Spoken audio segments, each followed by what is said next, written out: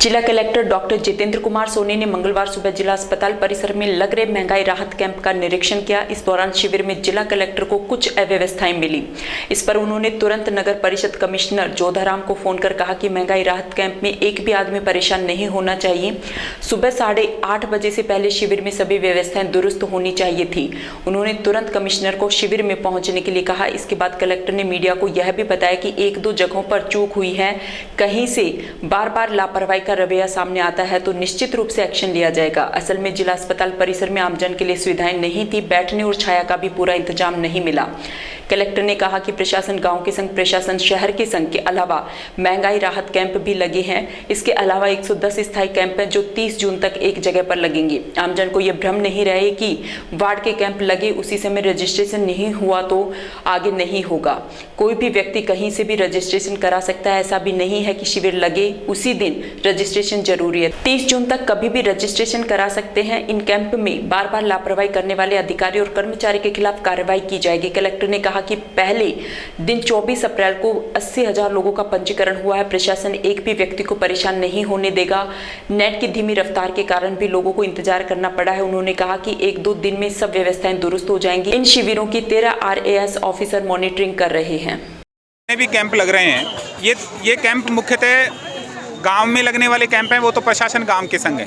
शहर में लगने वाला जो कैंप है वो प्रशासन शहरों के संग है और इसके साथ साथ महंगाई राहत कैंप लगे हुए हैं। अब महंगाई राहत कैंप प्रशासन गांव के संग भी लगा हुआ है, प्रशासन शहर के संग भी लगा हुआ है, परंतु उसके अलावा हमारे पास 110 स्थायी कैंप हैं। स्थायी कैंप वो होते हैं, जैसे ये स्थायी कैंप है जहाँ जगह चेंज नहीं होगी। ये 30 जून तक हमारे पास यहीं बनी रहेगी ये जगह। वार्ड वाइज जो कैंप हैं वो अलग अलग वार्ड्स में चलेंगे। उसमें क्या है कि किसी भी शहरवासी को ये भ्रम नहीं होना चाहिए कि अगर मेरे वार्ड वाले दिन, कैंप वाले दिन मैं नहीं करवा पाया तो पता नहीं मेरा रजिस्ट्रेशन होगा या नहीं होगा। तो मैं ऐसे करता हूँ, 3-4 तरीके से आपको ये बताना चाहता हूँ। सबसे पहली बात ये है, रजिस्ट्रेशन कभी भी कहीं भी किसी भी MRC से कराया जा सकता है। ना वार्ड का संबंध है ना शहर का संबंध है। यहाँ का व्यक्ति मान लीजिए रामगढ़ गया, वहाँ पे कैंप लगाया, वहाँ करा सकता है। इवन वो जयपुर जा रहा है, जयपुर के अंदर को कैंप देखता है, वहाँ भी करा सकता है। तो पहली बात तो ये तय है कि कहीं से भी कराया जा सकता है। दूसरी चिंता ये होती है कि क्या मैं आज कराऊंगा और मैं 10 दिन बाद में कराऊंगा तो मेरे नुकसान हो जाएगा। यहाँ मैं आपको बता दूँ, जितनी भी ये सुविधाएँ हैं इन सब की एक नियत तारीख है। वो रजिस्ट्रेशन चाहे आज हो, चाहे 5 दिन बाद में हो, चाहे 10 दिन बाद में हो, रजिस्ट्रेशन जिस योजना के लिए है उस योजना की पर्टिकुलर तारीख से लाभ मिलेगा। समय का कोई असर नहीं पड़ने वाला है। तीसरा, मेरे वार्ड का मौका निकल गया, मैं जल्दी जाऊंगा, मैं फटाफट वहां पहुंचूं, मेरा काम कराऊं, तो मैं उन सभी से निवेदन करना चाहूँगा, यह कैंप आपकी सुविधा के लिए है। आप स्थायी कैंप पे कराइए, आप अपने वार्ड के कैंप में भी कराइए। यहाँ हम 1-2 दिनों में, चूँकि कल ही शुरू हुआ है, ये जो स्थायी कैंप हैं इनको चरणबद्ध तरीके से हमें 1 मई तक शुरू करना था, परंतु इनको शुरू करने के लिए जो हमने तारीख दी वो कल की दी, ताकि अगर कल थोड़ा बहुत देरी से भी शुरू हो, आज भी अगर कोई कैंप अगर देरी से शुरू हो रहा है तो 1-2 दिन में व्यवस्थाएं बिल्कुल संतुलित हो जाएं, ताकि हम तरीके से काम कर पाएँ। मैं विशेषकर माता बहनें, बुजुर्ग, जो दिव्यांग व्यक्ति हैं, उनसे तो विशेष आग्रह करना चाहूँगा कि आप बिल्कुल भी परेशान ना हो कि आज ही अपना रजिस्ट्रेशन होना ज़रूरी है। आपके पास पर्याप्त समय है। कल अकेले दिन, जबकि कैंप आपको पता है स्थायी कैंप काफ़ी देरी से भी शुरू हुए कई जगह पे, उसके बावजूद भी एक दिन में लगभग 80,000 लाभार्थियों का पंजीकरण हो चुका है। हमारा जो लक्ष्य है वो ये है कि एक भी व्यक्ति जो पात्र है वो किसी भी प्रकार से इस MRC के पंजीकरण से वंचित ना रहे। मेरी पूरी टीम आपको इस बात के लिए आश्वस्त करते हैं, आपको बड़े यकीन के साथ कहना चाहते हैं, आपको दिक्कत नहीं आएगी।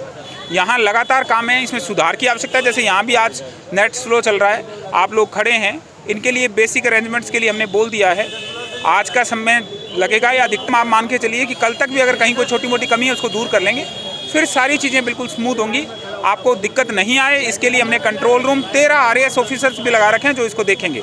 तो आप निश्चिंत रहें, समय का, स्थान का कोई असर नहीं पड़ने वाला है। आपके वार्ड वाला अगर मिस भी हो गया आपसे, आप दूसरी जगह करा सकते हैं। Thank you. सवाल है कि जैसे ही बड़े अधिकारी मौके पे आते हैं, अधिकारियों की यहाँ बड़ी संख्या नजर आती है, उससे पहले समस्या ग्रसित लोगों को कोई बताने वाला नहीं होता, जबकि जिम्मेदार इसी परिसर में घूमते रहते हैं। आप बिल्कुल सही कह रहे हैं। इसके लिए कल शाम को इस कैंप के समाप्त होने के बाद 7 बजे से लेकर 8:30 बजे तक हमने सारे SDO, BDO, तहसीलदार, EOs, सारे सुपरवाइजरी ऑफिसर, उन सब लोगों के साथ बैठकर बात की उनको ये बताया कि कई बार आप किसी व्यक्ति की समस्या सुन भी लेंगे केवल, तो भी वो चीज़ों में उनको काफ़ी राहत मिलेगी।